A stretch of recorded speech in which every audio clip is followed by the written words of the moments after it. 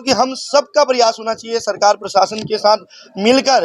हम जब तक स्वयं प्रयास नहीं करेंगे बदलाव नहीं आ सकता है। बहुत बड़ा देश है, 125 करोड़ के युवाओं को, लोगों को बदलने के लिए एक एक को प्रयास करना पड़ेगा। उसी में हम एक छोटे से गिलहरी के रूप में प्रयास कर रहे हैं। बहुत अच्छा काम कर रही है, बट मेरी एक रिक्वेस्ट भी है कि पुलिस इसको सोर्स ऑफ इनकम ना बनाए।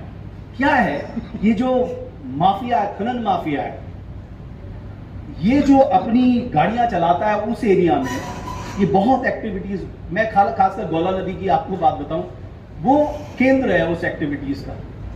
तो हमें इस तरह की जगहों पे हाथ डालना चाहिए। हम बचपन में देखते थे हमारे आस पड़ोस, मैं बड़ा फॉर्चुनेट रहा हूं और मैं इस कन्विक्शन के साथ बोल सकता हूं कि मैं एक ऐसे परिवार से आता हूं जहां पर नशा की तो बात सोचनी भी दूर है, कोई नशा करके आ भी नहीं सकता, हमारी माँ उसको अलाव ही नहीं करेगी, बचपन से लेके आज तक।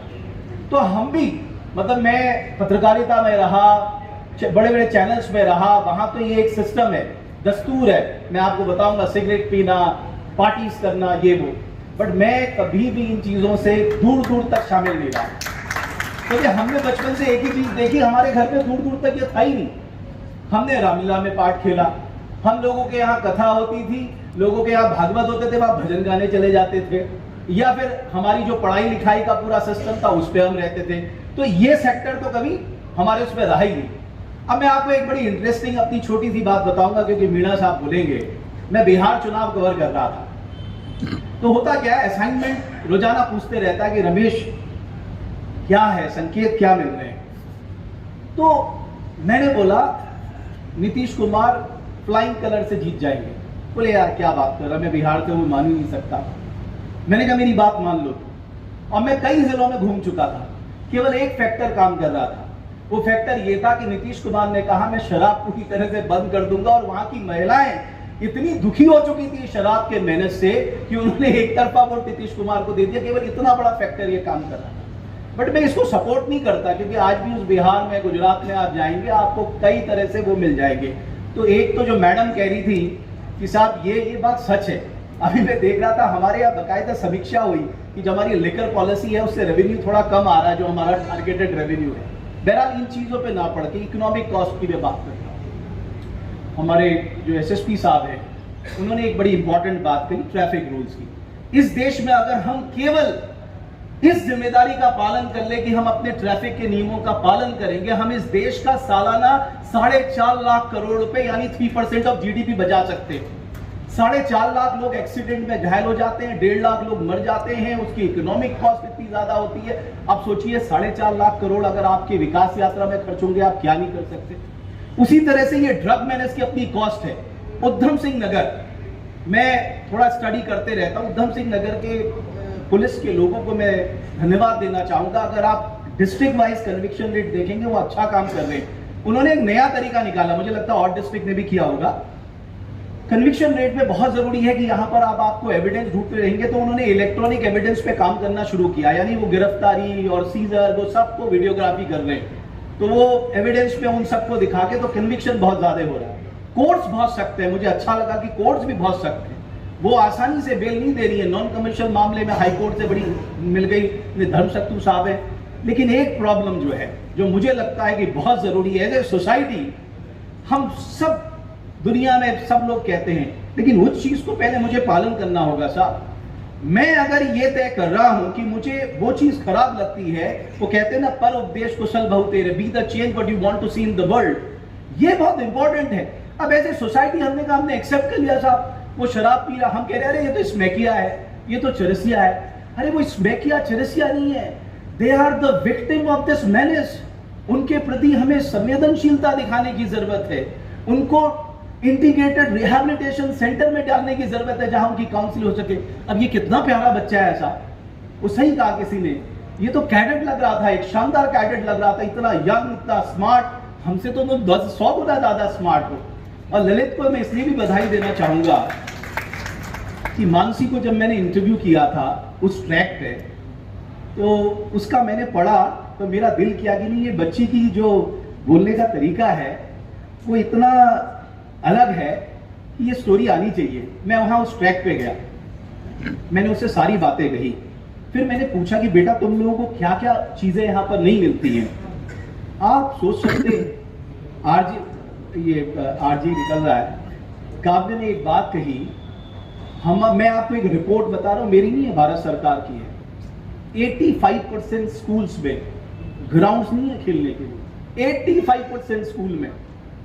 आप 5th 5 ईयर प्लान से 12th 5 ईयर प्लान, अब तो 5 ईयर प्लान बंद हो गए जब से नीति आयोग आया है, हम सिर्फ रिकमेंडेशन पे रिकमेंडेशन करते गए, किसी ने इस तरफ देखा ही नहीं।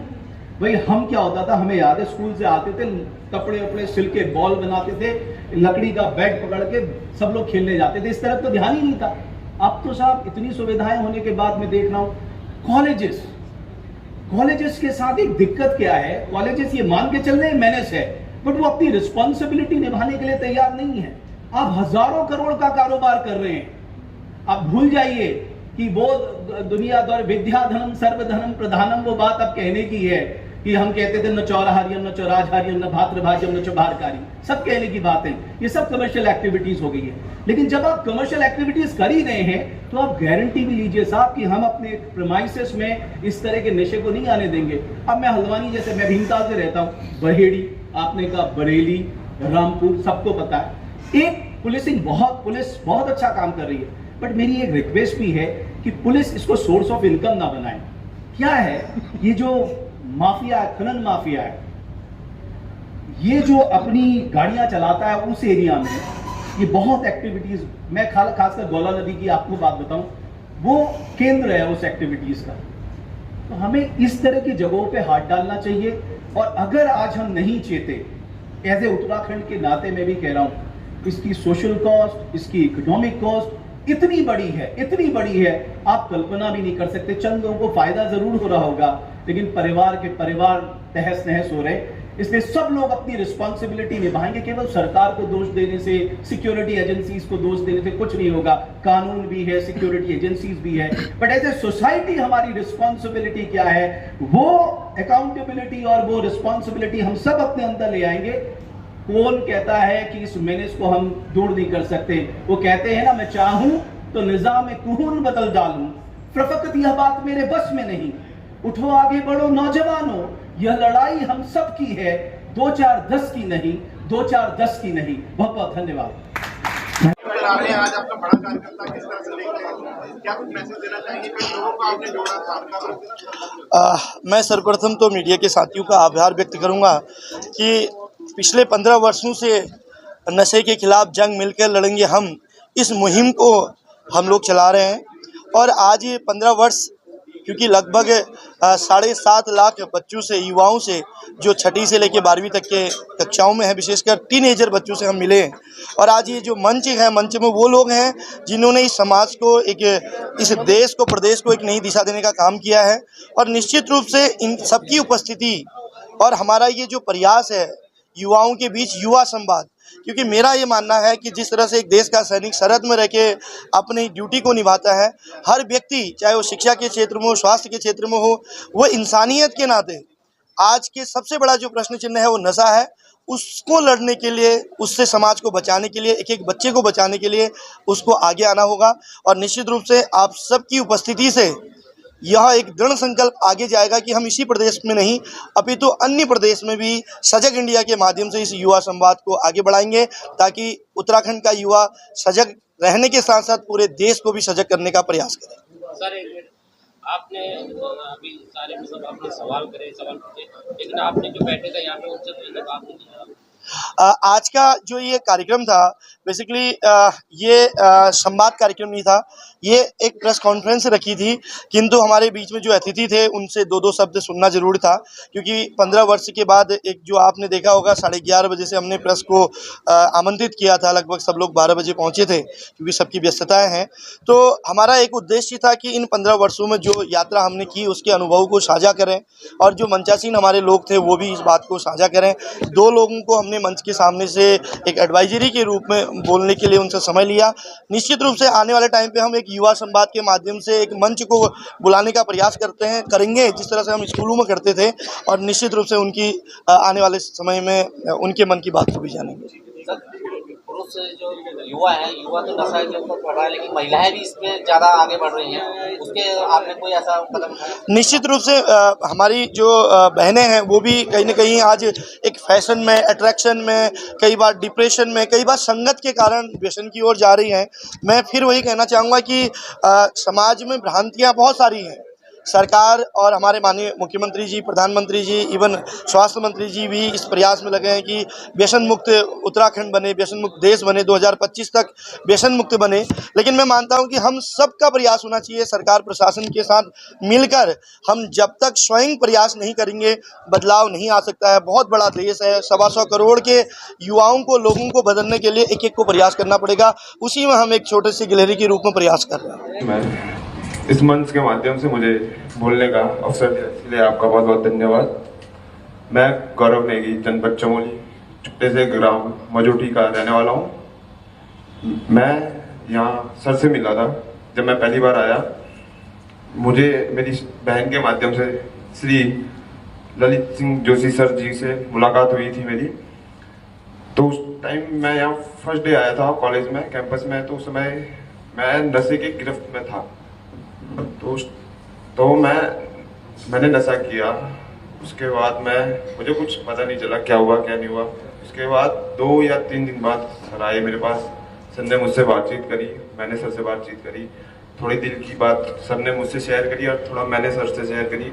तो एक होता है ना, अपनापन लगता है। और फिर एक अंदर से एक आवाज़ आती है, नहीं मैं कर सकता हूँ।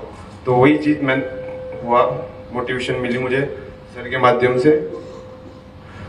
तो मैं सर के इस अभियान में जुड़ा हुआ हूँ, नशा मानव अधिकार और नशे के उसमें। तो मैं फिर सर के साथ धीरे धीरे रहने लगा। मैं इन चीज़ों से दूर हटता चले गया। एक दिन ऐसा हुआ कि आज मैं आपके सामने नशा मुक्त एक युवा हूँ। और मैं आने वाले युवाओं को भी यही बोलना चाहूँगा कि अपनी इच्छा शक्ति हो तो नशे के ऊपर हम काबू कर सकते हैं और अपने देश। In the sequence, I will request sir to honor Sri Pawan Sharma sir, the director of the Kailash Hospital.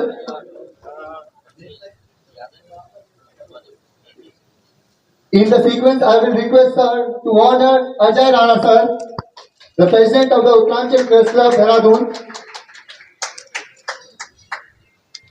In the sequence, I will request sir to honor Sri Vikas Gusai sir, Mahamantri Uttaranchal Press Club, Dehradun.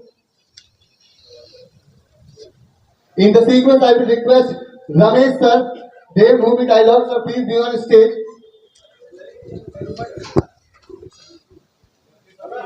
In the sequence, I will request Ramesh sir from the Dev Bhumi Dialogue. In the sequence, I will request RJ Uttar ka Putter, RJ Kavya sir from Aho Radio sir, please be on stage.